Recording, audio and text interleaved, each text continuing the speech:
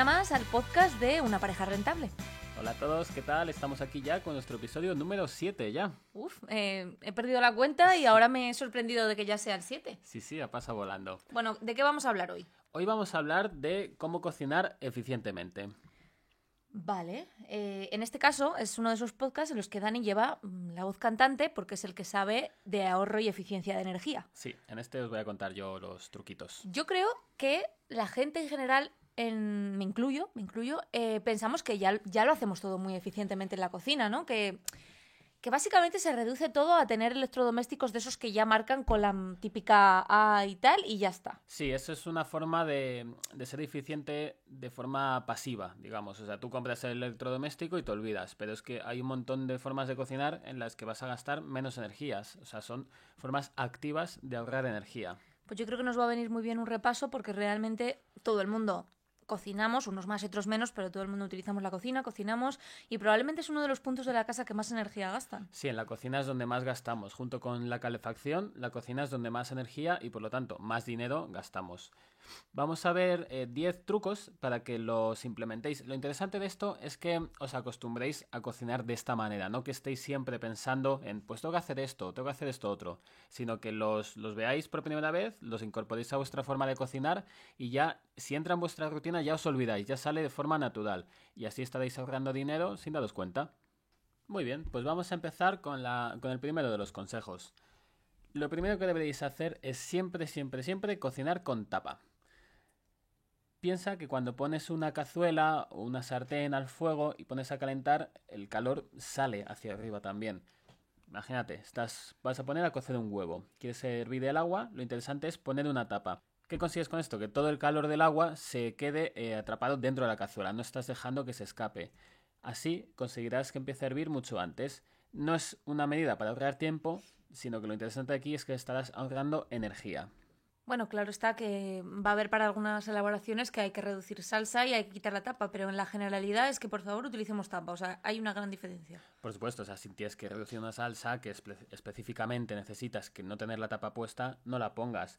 Pero si tienes que hacer otro tipo de cocinado, o estás haciendo un caldo, o estás haciendo algo que no importa si tiene la tapa puesta, ponla. O sea, vas a estar menos tiempo cocinando y por lo tanto vas a gastar menos dinero en la energía. Vale. El siguiente consejo también es muy sencillo. Simplemente es escoger sartenes más grandes que el fuego. ¿Qué quiero decir con esto? Imagínate que pones una sartén en un fuego de gas. Tienes que mirar que haya un espacio entre lo que es el fuego y el exterior de la base de la sartén. No puedes ponerlo que justo termine el fuego, o en el caso de la vitrocerámica, el borde de la vitrocerámica justo con el borde de la sartén. ¿Qué pasa si haces esto? Si enciendes el fuego y acercas la mano a un lateral de la sartén, notarás cómo te está subiendo un montón de calor de la base. Esto es energía que estás desperdiciando. Si pones una sartén o una cazuela más grande que el fuego, al final absorberá casi todo el calor. O sea, el caso es no desperdiciar ni un centímetro de calor que emite pues el fuego que tengas, el tipo de fuego que tengas. Entonces pones una sartén más grande que absorberá ese calor que se va un poco como por los lados, ¿no? Que se escapa. Claro, o sea, si coges algo del mismo tamaño, aunque tú pienses que dices, bueno, es el mismo tamaño, todo el calor lo va a coger. No, el calor, digamos que sale también hacia los lados, hacia afuera, entonces se desperdicia mucho. Por eso es interesante que la base de la sartén sea más grande, para que todo ese calor que también va hacia los lados, que lo recoja la propia sartén, que absorba todo. Claro, pues entonces en base a lo que quieras cocinar y a la cantidad que quieras cocinar, lo interesante es que siempre decidas poner tu sartén, la sartén que escojas, en el fuego que es más pequeño que, o sea, claro, empezando por la sartén, claro, porque eso es lo que te va a interesar según la cantidad que vayas a cocinar. Claro, puedes ir en ambos sentidos. O escoges ya tienes un fuego que vas a utilizar y miras a ver qué sartén es un poco más grande, o coges la sartén que vas a necesitar, claro, que esto sí es mejor, y escoges el fuego que es sea un poco más pequeño. Adecuado, exacto. Vale. Y mira, esto nos lleva al tercer punto, y es escoger sartenes y cazuelas del tamaño adecuado. Aquí te voy a poner un par de ejemplos para que lo entiendas. Imagínate que tienes que cocer un par de huevos. Vale. ¿Qué sentido tendría coger la cazuela más grande que tengas en la cocina? Ninguno, porque tendrías que llenar mucha más agua y tarde más en cocerse para cocer 2 huevos. Claro, imagínate que, yo no sé, un litro y medio de agua te sirve para cocer 2 huevos. No tiene ningún sentido calentar 3 litros de agua. Al final lo que estás haciendo es calentar agua tontamente. Cuando el huevo solo necesita estar recubierto por agua, simplemente la justa, no necesita grandes cantidades, simplemente que se llene. Vale. Luego, otro ejemplo también para que lo veas. Con una sartén, freír un huevo. Imagínate vas a freír un huevo. ¿Qué sentido tiene coger una sartén de 30 centímetros de diámetro? Ninguno, porque No, aquí no estamos hablando de calentar ya el agua, sino calentar la base de la sartén. Si la base es de 30 centímetros de diámetro, hay mucho material que tienes que calentar. Sin embargo, si coges una chiquitita, una de 15 centímetros, va a empezar a calentarse mucho antes. Claro, además es que tendrías que gastar un montón de aceite de oliva, que es lo que solemos utilizar para cocinar, que no es barata precisamente, No. para poder bañar un poco el huevo en aceite, ¿no? Porque, claro, en una sartén tan grande... Pero bueno, yo creo, desde el desconocimiento, pero yo creo que estas cosas más o menos sí las hacemos, ¿no? Igual las haces, pero a lo mejor no haces todas. O a lo Ya, mejor es no verdad. tienes... o sea, esto es hacerlo inconscientemente, que te salga natural. A ver, yo creo que también aquí es importante haceros con un número de cachivaches de cocina interesante. O sea, quiero decir, para cada oportunidad, porque es verdad que a lo mejor si solo tienes 3 sartenes, poder elegir qué sartén utilizar en cada momento se te hace difícil. A lo mejor tienes sucia una, a lo mejor...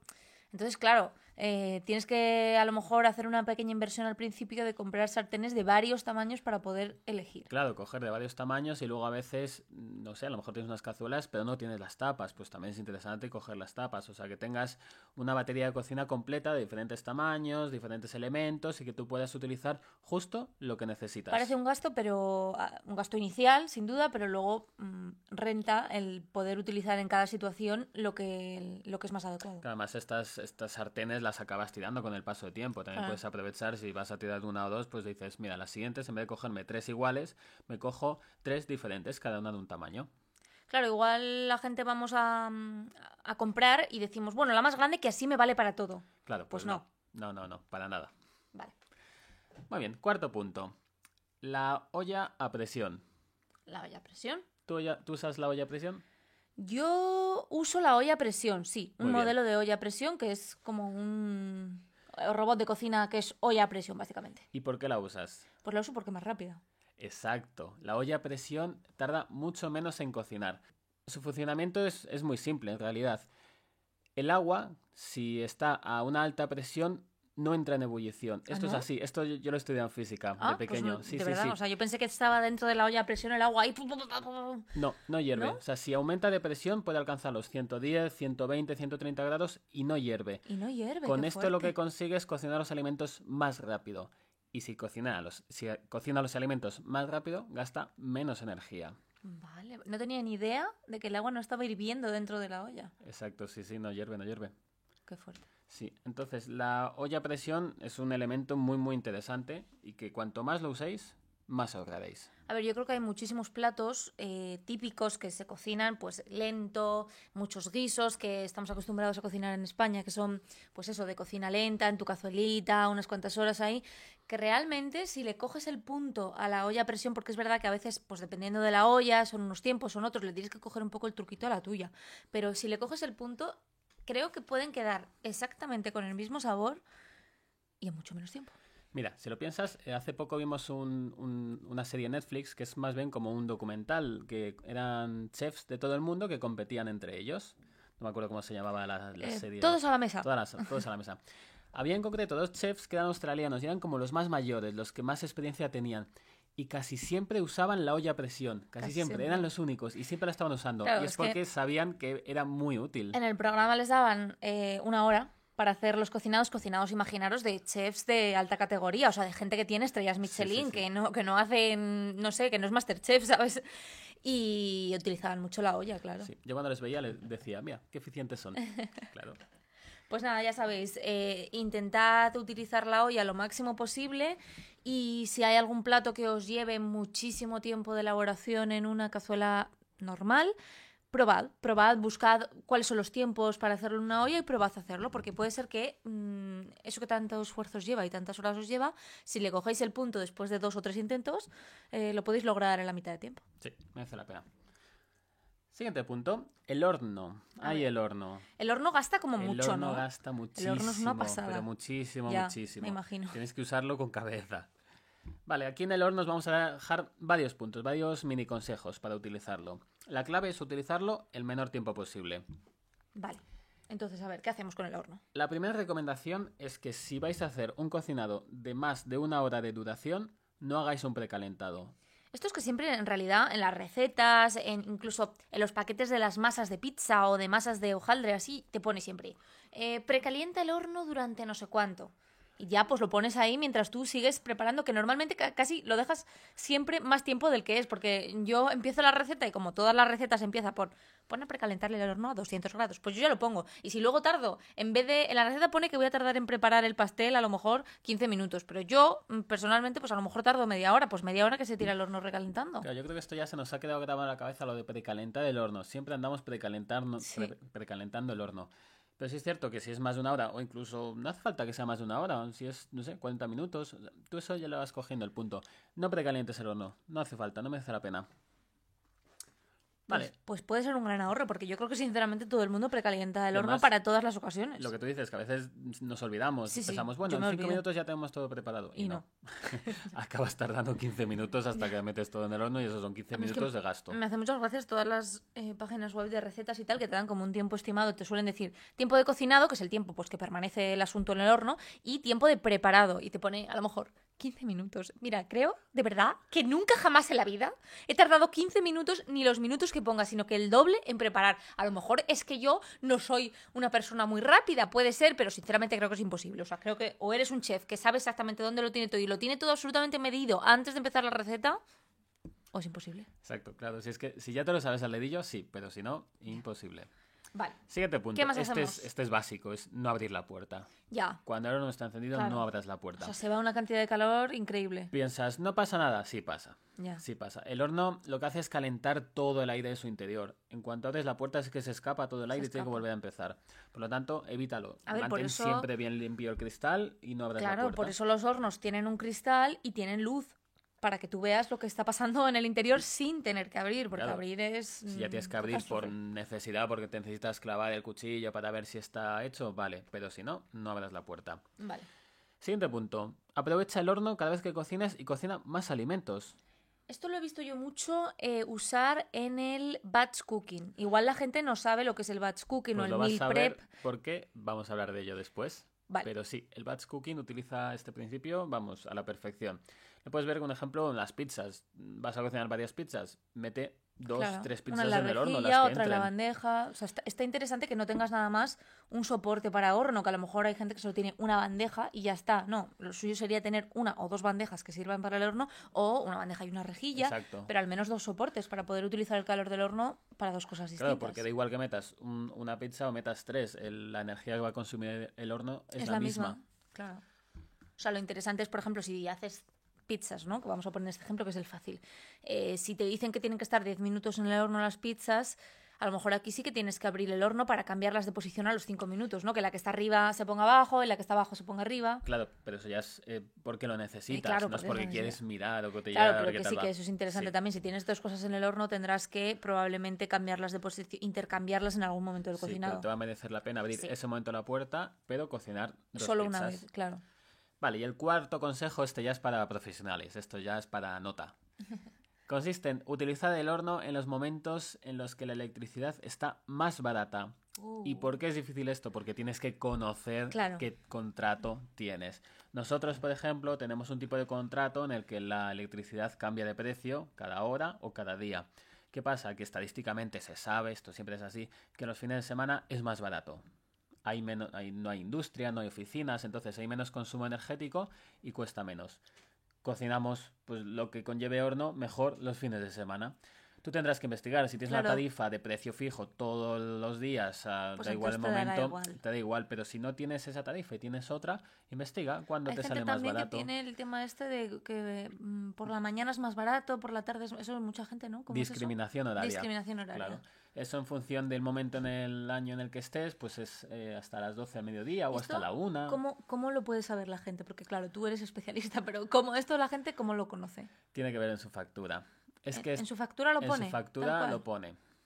Es un poco complejo explicarlo así ahora en este episodio, pero en la factura puedes ver qué tipo de tarifa tienes y Si no tienes discriminación horaria o no tienes la tarifa por horas, que es la PVPC, yo recomiendo que se cambie la gente Bueno, a esta. Pero bueno, esto ya esto da hablaremos. para otro Esto da episodio, para varios, pero desde sí. luego investigad, está interesante que intentéis investigar qué tipo de tarifa tenéis y a qué horas, si es que hay diferencia en vuestra tarifa, a qué horas y a qué otras horas os sale más barato o más caro gastar electricidad, de manera que ya más allá del cocinado, que obviamente hablamos del horno porque es una de las cosas de la casa que más energía gasta, pues yo qué sé, para poner lavadoras, para poner lavavajillas, para todo el tema de electrodomésticos, que a veces te da igual ponerlo a una hora que a otra, si conoces a qué horas te puede salir más barato, es cuestión de cambiar los hábitos poco a poco y ya llega un momento que lo haces por inercia. Así que consejito del día, Mirar la factura. investiga tu Sí. factura. Las Vale. diferencias pueden ser muy grandes, la verdad. Es que te puede salir la mitad de precio o Ya, menos. es que nos parece que a lo mejor es una bobada esto, pero claro, es que cosas como el horno, que El horno son 2000 es vatios un fácilmente. gasto en poco tiempo, o sea, muchísimo. Sí, sí, sí. O sea, que hay que Esto, mirarlo. si os parece, nos podéis dejar un comentario en el episodio, o donde veáis en la web, o si lo escucháis en YouTube, o donde sea. Y si queréis, pues hablamos un poquito más a fondo de esto. Vale. Vamos con el siguiente punto. El microondas. Deberías utilizar el microondas más de lo que lo estás haciendo. ¿Por qué? A ver. Vamos a comparar el funcionamiento del microondas y del horno. El horno lo que hace es, mediante una resistencia, calentar todo su interior. El aire, las paredes, todo. Y al subir todo de temperatura, al final también se calientan los alimentos. El microondas no. El microondas lo que hace es calentar exclusivamente lo que metes dentro del microondas. Si te das cuenta, si tienes algo ahí 5 minutos puesto en el microondas, abres y no te salta el calor a la cara como en el horno, ¿verdad? O sea, el aire no está caliente. Gracias a esto consume muchísimo menos el microondas. Entonces tienes que intentar utilizarlo. ¿Cuánto puedes utilizarlo? Por ejemplo.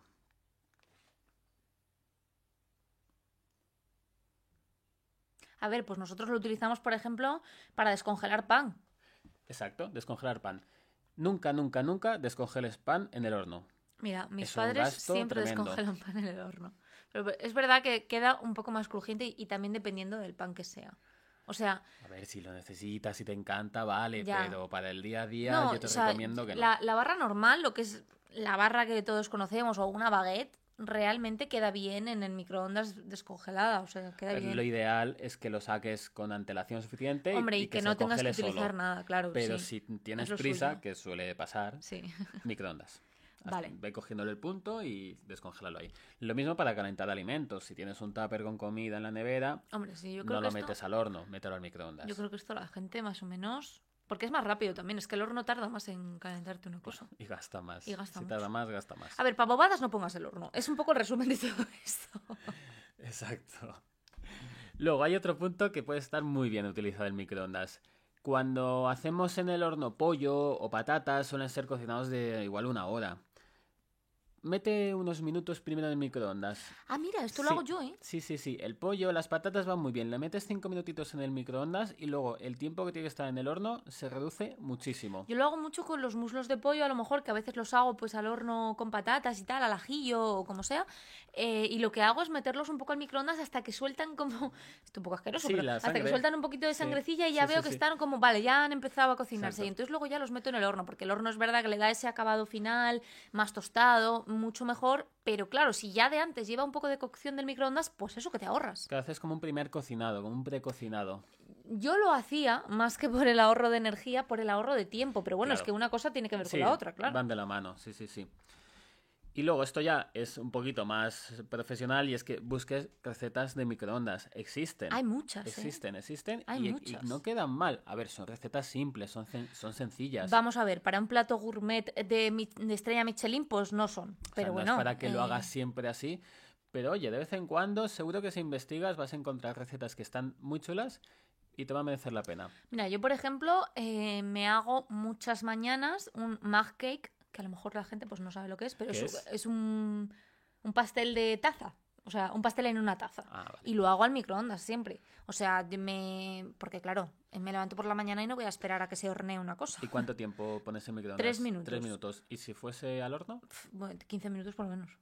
Y mira, O sea, el horno son como 2000 vatios y el microondas 800. claro. O sea, que es que el gasto, vamos, una O diferencia sea, enorme. es súper básico, no tiene ciencia ninguna, pero si te quieres tomar un pastel, sobre todo también quieres controlar los ingredientes y no quieres comprarlo porque yo no compro ultraprocesados, entonces nada, es un huevo, un poco de harina integral o de la harina que tú utilices, incluso harina de almendra o lo que sea, lo que le quieras echar para darle sabor, pues imagínate unas fresitas o un poco de canela, un poco de limón, o sea, lo mezclas en la propia taza hasta que quede una masa y yo lo meto al microondas 3 minutos y luego ya está listo para comer en la propia taza o lo vuelcas en un plato, lo que quieras. ¿Y qué tal queda de sabor? El sabor es igual que el que podría quedar en un horno. O sea, lo único que queda un poco distinto es la textura, que a lo mejor cuando tú metes un bizcocho en el horno, la parte de fuera suele quedar un poco más durita, más Más crujiente, tostadita, a lo más mejor. tostada. Y en microondas no, pero bueno, o sea, es una cuestión que a mí no me importa. De hecho, a algunos pasteles les viene mejor estar como más blanditos y más jugosos. Entonces, nada, escogerle el punto y metértelo en el microondas y es una alternativa también, no solo para no utilizar el horno por el gasto de energía, sino por el gasto de tiempo, porque te levantas por la mañana, quieres hacerte algo sano, te apetece un bizcocho, yo qué sé, imagínate, de chocolate. Es que claro, si lo tienes que hacer al horno, tardas la vida. No, yo creo que no todo se va a poder hacer en el microondas, No, pero hay muchas cosas que sí. hay muchas cosas. Sí, sí, sí, sí. Muy bien, siguiente punto. Este todo el mundo lo conoce porque este es típico. Vale, a ver. Aprovechar el calor residual. Vale. Vale. Por muy típico que sea, no quiere decir que dejes de utilizarlo. ¿A qué te refieres? Vale, aprovechar el calor residual es que todos aquellos elementos que estén generando calor o que utilices calor, los apagues un poquito antes de acabar. Porque guardan calor, claro. Claro, vamos a verlo en dos situaciones. En el uso del horno, como estábamos comentando ahora, cuando estés haciendo un plato en el horno, apágalo 5 minutitos antes el horno, no pasa nada. Y Sí, lo dejas dentro. lo dejas dentro, no abres la puerta y Claro. como hemos explicado antes, el horno calienta todo, calientas las paredes del horno, calienta el aire, calienta todo, entonces todavía permanece si lo mucho apagas calor ahí mientras... se mantiene. De hecho, el funcionamiento del horno es curioso porque el horno se apaga y se enciende constantemente, o sea, no está siempre encendido. Lo que hace es se enciende, alcanza la temperatura en su interior y se apaga. Está un ratito O sea, apagado y cuando mantiene un poco la... como se mantiene la la temperatura, temperatura. está un ratito apagado. Cuando detecta que la temperatura ha bajado de cierto valor, vuelve a encenderse. Está un ratito encendido y vuelve a apagarse. El horno lo hace así de normal. Entonces tú aprovecha que vas a acabar, te quedan 5 minutitos, apaga el horno. Vale. Entonces va a quedar ese calor final y vas a terminar de cocinar. Que son solo 5 minutitos, pero si lo haces siempre, te acostumbras a hacerlo, oye, todo va sumando y al final ahorras dinerito. Muy bien. Esto se puede hacer fácilmente, no cuesta nada.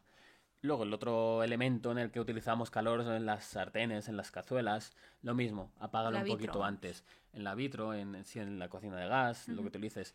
Eso sí, igual ya aquí tienes que apagarlo un par de minutitos antes. No te aguanta tanto calor como el horno, que hemos Claro, dicho 5 está todo tan minutos, o cerrado que se incluso 10 concentra a el lo mejor calor. aquí, ¿no? Aquí con un par de minutitos, pero bueno, aunque es poco, lo mismo. Si siempre que utilizas la sartén lo apagas un par de minutos antes, va sumando y al final lo notarás.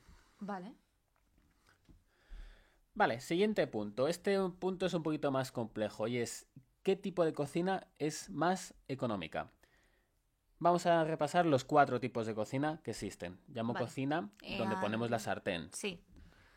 Está, en primer lugar, la cocina de gas, la típica. Funciona por gas natural, una llama, se enciende y calienta la sartén. Vale. Y luego tenemos 3 tipos de cocinas que utilizan electricidad.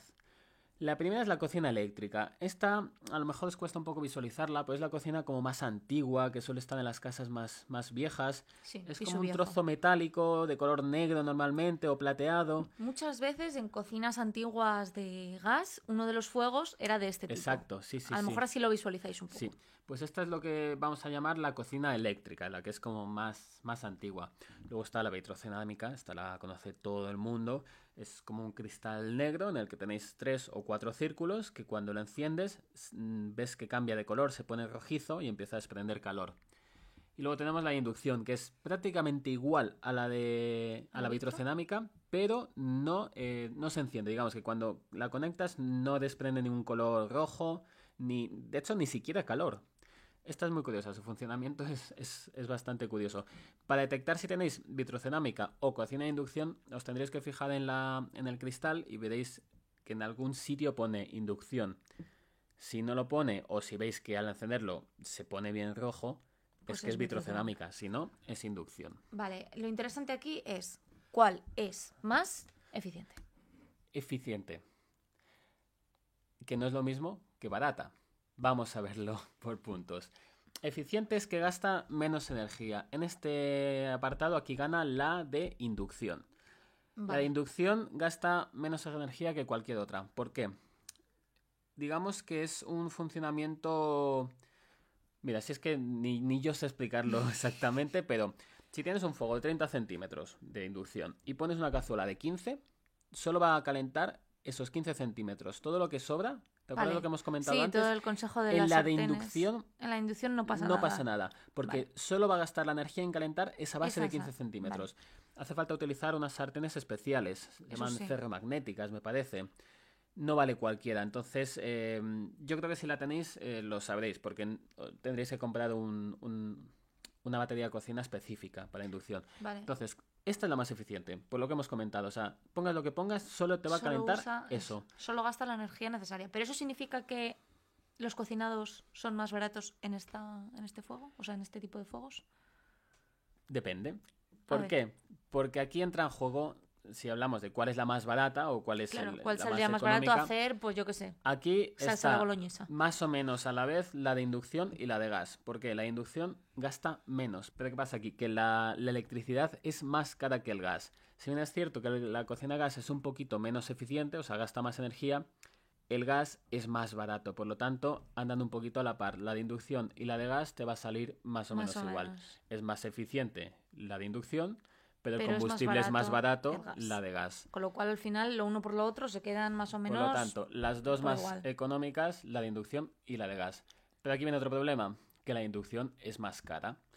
Aquí tienes que pensar cuánto vas a cocinar tú en tu día a día. O sea, la de inducción es más cara, quieres decir lo que es comprar una cocina de inducción. Claro, si vas a hacer el cambio, pues esto lo tienes que tener en cuenta. O sea, vale. Si cocinas muy poco, no te merece no vayas a inducción. Por muy eficiente que sea, por mucho que te salga el A++, la etiqueta energética, no vas a compensar el gasto. Entonces, aquí yo me iría o a la de gas o a la vitrocerámica. Desde luego, desde aquí lo que sí que se recomienda seguro es que no pongáis cocinas eléctricas, ¿no? Esto ya está obsoleto. De hecho, yo no sé si... Bueno, igual las venden. ¿Sabes qué? Creo que en los pisos pequeños, que ahora pues abundan mucho, a veces hay mucho tipo de estas cocinas porque a veces las venden como de 2 fuegos nada más y a veces sí que lo hay. Por ejemplo, yo he visto... Sí, lo vi en la tienda el otro día que fuimos, vi una, a la venta. Y yo creo que también, por ejemplo, de estas que son móviles, que es una cocina que no forma parte de un mueble, como que digamos, sino que se pone encima, que es portátil, también venden mucho de esto, que a veces puede ser, es cierto que puede ser una solución, pues eso, para llevarte a algún sitio, o en un piso de estos que son 25 metros o 30 metros, a veces no tienen cocina o... Es un tipo de solución que se suele utilizar, pero es que también venden ese tipo de placas en tipo inducción o en formato vitrocerámica. Entonces, por Dios, no compréis la eléctrica porque eso es horroroso. La eléctrica jamás, o sea, es la energía más cara, que es electricidad, y la menos eficiente. Por lo tanto, el gasto es tremendo. Como sabéis, vivíamos antes en Madrid en un piso muy pequeño. Y además de ser muy pequeño, era muy viejo. Y entonces tenía una cocina eléctrica, eran 4 fuegos y era cocina, no era portátil. Da igual, eran todos los fuegos de eléctricos... O sea, había 2 que ni siquiera se ponía a hervir el agua, no llegaba. Es que era horrible, de verdad os lo digo, horrible. O sea, aparte de que pierdes una cantidad de tiempo hasta que empiezas a cocinar, horrorosa. O sea, esto nunca. Sí, esta la última. Luego ya tendréis que valorar en función de cuánto cocinéis. Si cocináis mucho, pues o la de inducción o la de gas. A mí me encanta la de inducción, pero bueno, esto ya también depende de cada uno y del tipo de instalación que tenga en la casa, porque necesitas...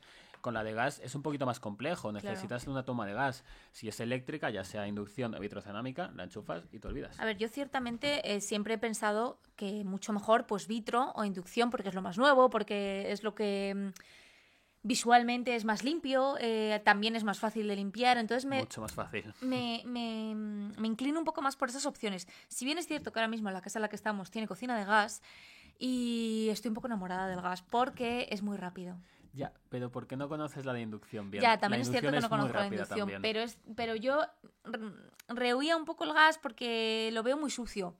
Y a la hora de limpiar, mucho más difícil. La visión misma ya tiene como, pues eso, los huequitos de las diferentes piezas que pues dan mucho por saco. Pero es cierto que pones a hervir una cosa y es que, o sea, no es como yo estaba acostumbrada antes, pues o bien a la vitro o bien a la eléctrica, que la eléctrica es horrorosa. Y aún así en la vitro... Tarda. O sea, tú pones algo a cocer y tarda un rato en cocer. También depende pues de la calidad de la cocina, pero bueno, tarda. En gas no. En gas enciendes y al segundo está cociendo. Pues lo mismo con la de inducción. Las o sea, dos también son lo que muy veo potentes. es que los profesionales, ¿no? Los chefs y tal, utilizan gas. Utilizan gas, pero también utilizan esas planchas enormes que Sí. cocinan, que igual también van por gas, ¿eh? O son eléctricas. Me No lo imagino sé, que habrá los dos pero formatos. el tema Pero sí, gas les lo usan gusta mucho. gas, sí. Pero porque es muy rápido y porque incluso dicen que la comida sabe incluso mejor. Pero Dicen, bueno, sí. a nivel... El día de mañana, si me pongo a reformar una cocina, compraré inducción, porque a nivel estética también... Yo votaré por sí, inducción también. inducción. Sí, Vale. aunque sea un poquito más cara, creo que nos merece Bueno, la pena. en la entrada en la web, Una pareja rentable, tenéis un post sobre este podcast, como siempre, y ahí tenéis una tabla en la que un poco compara los distintos tipos de cocina por si queréis un poco más de información Sí, visual. os hemos puesto las fotos por si ha quedado algún tipo de duda para que lo veáis claro. No obstante, os lo dejaremos en las notas del programa. Vale, pues ya llegamos casi al final. Ahora vamos a hablar de algo que has comentado hace un momento y es el batch cooking. Bueno, esto es una modernidad de estas que la gente dirá, uy, ya están los modernos con una cosa nueva. No, cuidado, que Vale. esto es muy Esto está muy interesante. pensado. El batch cooking se basa en dos ejes. Tiene dos principios. Uno es planificar la comida de toda la semana. Que tú te sientes y planifiques lo que vas a comer el lunes, el martes, el miércoles, así hasta el domingo. En Te planificas capítulos anteriores todo. del podcast en el que te contábamos cómo ahorrar en la compra, también te decíamos que planificar las comidas de toda la semana es una cuestión muy interesante a la hora de ir a comprar al supermercado. Si esto lo unís al batch cooking, conseguís ahorro doble, porque ahorráis a la hora de comprar porque ya lo tenéis planificado y porque no compráis fuera de lista, y además lo vais a poder cocinar todo en un día. Exacto, porque ese es el segundo eje del batch cooking, que consiste en cocinarlo todo el mismo día o a la vez. De manera que, la misma claro, mañana. la utilización de los fuegos, del horno, del microondas para el cocinado se concentra en un solo día a una hora que ya habréis estudiado anteriormente si es la más barata, y probablemente en fin de semana, que será más barato, y podéis aprovechar las cocciones para hacer grandes cantidades, con lo cual, mismo tiempo de cocinado, más cantidad de comida, ahorro. Claro, aquí os vamos a poner 3 ejemplos que hacemos nosotros, porque nosotros últimamente estamos utilizando el batch cooking. Nos hemos sumado a la tendencia. Exacto. 1. Vas a cocinar un tipo de alimento que vas a utilizar en varios días. Por ejemplo, una salsa boloñesa. Nosotros lo hacemos mucho. La salsa boloñesa lo usamos a lo mejor para pasta o para hacer moussaka. Hay varios platos que la llevan. ¿Qué hacemos nosotros? Pues cocinamos directamente 1 kilo de carne picada, que para nosotros dos es de sobra, y nos da para 2-3 días, y lo hacemos todo en la misma cazuela. Estamos invirtiendo el mismo tiempo en cocinar para 2-3 días que para cocinar para 1. Y luego la energía, gastas un poquito más porque es más cantidad, es más grande, claro. pero gastas menos que si lo cocinar que hacer 3 veces. Entonces, ahí ahorras bastante. Ese es un tipo de ahorro. El segundo, lo que has comentado, cocinamos los fines de semana, y nosotros los fines de semana tenemos la energía más barata. Aunque tengamos la cocina de gas, usamos horno, usamos microondas, usamos incluso luego el lavavajillas, le damos bastante caña. Claro. Todo eso en el fin de semana, la electricidad más barata hace que gastemos menos energía, bueno, menos dinero en cocinar, en gastar toda esa energía. Entonces, esa es la segunda vía de ahorro. La tercera es el uso del horno, lo que comentábamos antes. Aunque sean platos diferentes, pero si tú necesitas el horno a 200 grados, pues vas metiendo un plato y lo dejas ahí cociendo. En cuanto tienes el siguiente, pues lo pones a otra altura del horno y que se vaya haciendo. Claro. Tienes que controlar los tiempos de cada uno de los platos, pero al final estás utilizando el calor que ibas a utilizar por calentar todo el horno para 2-3 platos. Requiere práctica, pero en la mayoría de páginas web de internet o manuales, vamos a decir, como de batch cooking, que cuando estéis iniciando os necesitaréis leer, ya os van a decir que utilicéis el horno para varias cosas. O sea, la mayoría de planificaciones de batch cooking que podéis encontrar en internet muchas veces tienen un plato al horno, imaginaros pollo, por ejemplo, y a la vez que se cocina el pollo, en otra bandeja están cocinando pues verduras al horno, algún tipo de guarnición que te sirve no solo para acompañar al pollo, no es cuestión de eso, sino para otros días, con otros platos distintos, una bandeja entera llena de verduras, por ejemplo, que te vale pues eso, de guarnición para toda la semana. Entonces, ya en la propia planificación del batch cooking es como ahorradora. Sí, de hecho mis padres hacen mucho lo de la bandeja con verduras. Hacen pero un montón de verduras y luego las van utilizando pues durante un día unas pocas, otro día otras. Incluso las puedes incorporar a nuevas recetas, no hace falta que las comas tal cual. O sea, al final el batch cooking es dejar, vamos a decir en el fin de semana, si es que lo haces en el fin de semana, que es lo más normal, dejar en el fin de semana un planteamiento hecho para el resto de la semana siguiente en el que, bueno, a lo mejor sí que tienes que hacer alguna elaboración más a lo largo de la semana, pero la base ya la tienes hecha. Y yo creo que se ahorra muchísimo tiempo y muchísimo esfuerzo también, porque es que aquí viene una cosa interesantísima, al menos para mí. Después de cocinar, por ejemplo, el domingo, pues sí, estoy cocinando a lo mejor 2 horas y media, es cierto. Sí. También es verdad que lo hago con musiquita, lo hago con él, lo hacemos en compañía juntos y no se hace tan largo. Pero es que después solo limpio una vez. Exacto, sí. Que parece una bobada, pero todos los días limpiar la cocina después de cada cocinado es un coñazo, más si tienes gas, porque... Sí, lo bueno por limpiarlo. Lo bueno por lo malo. Entonces, pues aquí, nada, el domingo después de cocinar, uno de los dos limpia la cocina y luego durante la semana realmente al no cocinarse tanto, no hay salpicaduras, no hay grasa por las paredes, no hay vapores que han subido a los muebles de arriba, entonces no hace... Nada, un trapito le pasas a las pequeñas cositas que has hecho de calentar cosas y tal, y ya está, y no hace falta que limpies más. Es maravilloso. A mí me encanta. Creo que vamos a seguir haciéndolo casi siempre. Luego, esto investiga por internet, habrá un montón de recetas, algunas las podrás congelar una vez las hayas cocinado. Eso es interesantísimo, porque a lo mejor, obviamente, no cocinar, imagínate, 2 kilos de carne picada para hacer boloñesa, pues estás de la boloñesa hasta las narices. No hace falta, no hay problema. Para la semana te planificas un par de platos con la salsa distintos para poder variar y luego el resto la congelas y así vas guardando en la nevera pues cositas, recursos para otros días, pero el cocinado es en una sola vez, con lo cual inviertes menos tiempo y menos dinero. Y menos dinero, que es lo que estamos viendo hoy. Eso sí, luego al calentarlo, por favor, microondas. Nada de horno. Vale, y acabamos con el último consejo. Este no es tanto de cocinar, pero sí que tiene que ver con los alimentos. Y es que uses la nevera eficientemente, sí. Aquí nada, simplemente 2 consejitos rápidos para acabar. Primero, fundamental, jamás metas alimentos calientes en la nevera. Si tienes te has sobrado comida o estás haciendo batch cooking, has metido todo en un tupper y la comida está caliente, espérate, no lo metas en la nevera. Claro. Déjalo fuera, que se enfríe un poquito y cuando ya esté a temperatura ambiente o un poquito más, lo metes en la nevera. ¿Qué pasa si lo metes caliente? Que al final la nevera va a decir, está subiendo la temperatura en el interior, tengo que activar el motor, tengo que darle caña a esto, entonces se pone en marcha... Sigue funcionando, gasta energía. No te cuesta nada, esperar un poco y cuando ya esté a temperatura ambiente, lo metes. Claro. Tendrá que enfriarlo, pero ya el gasto es muchísimo menor. Vale. Y el siguiente punto, este es muy útil, y es que cuando necesites descongelar un alimento, lo saques del congelador el día anterior y lo metas a la nevera. No dejarlo fuera. Aprovecha y mételo a la nevera. ¿Qué se consigue con esto? Doble beneficio. Todo el frío que tenía ese alimento congelado lo va a soltar a la nevera. Entonces la nevera necesita enfriar menos. Exacto. Necesitas hacerlo con antelación suficiente, claro, el día anterior. Porque va muy despacio la descongelación. Pero es como meter un bloque de hielo en la nevera. Al final dice la nevera, pues fantástico. O sea, ya menos que trabajo. Hay algo que está aportando el frío. En vez de ser yo me quedo aquí apagadita y no funcionó. Es un gesto que en vez de sacarlo el mismo día, tienes que acordarte el día anterior, pero es nada, sacar del congelador, metes a la nevera y te olvidas hasta el día siguiente. Y así ahorrarás poquito, pero bueno, todo suma. Por la experiencia que tengo, por ejemplo, pues para cuando cocinamos batch cooking, a veces tenemos cosas en el congelador. Imagínate, pues la carne picada para la boloñesa, la teníamos en el congelador. Obviamente, si la sacas del congelador y cocinas boloñesa, luego no puedes volver a congelar esa boloñesa. Cuando la quieras congelar, hazlo con carne fresca.